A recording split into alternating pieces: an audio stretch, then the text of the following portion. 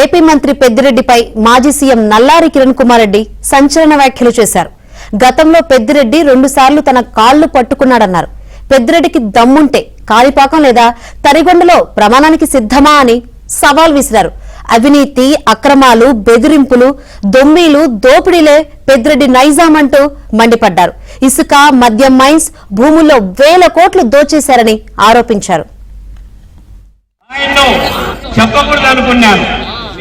నేను Padmavati guest house లో రాత్రి 11 గంటలకు టీసీసీ ఎలక్షన్లు వచ్చినప్పుడు 50 మంది నా నియోజకవర్గం వాళ్ళు నేను కూర్చొని ఉంటే రాత్రి 11 గంటలకు ఇదే పెద్దిరెడ్డి రామచంద్రారెడ్డి వచ్చి నా కాళ్ళు పట్టుకొని నన్ను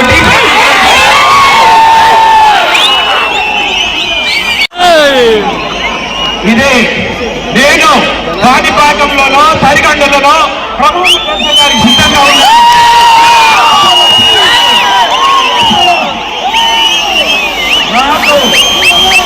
నాకు కాళ్ళు పట్టుకునే అలవాటు లేదు. నేను సగౌరవంగా అమర్నాథ్ రెడ్డి కొడుకుని.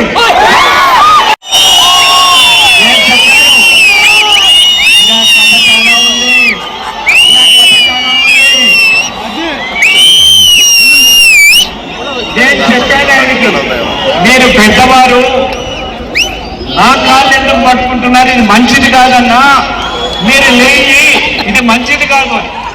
నువ్వు కిరణ్ నువ్వు కాకన్నా అంటే నాకు సపోర్ట్ చేయలేదు. ముఖ్యం నేను డీసీసీ ప్రెసిడెంట్ అవుతానని నా కాళ్ళు పట్టుకొని 50 మంది నా తాకట్టు పెట్టము.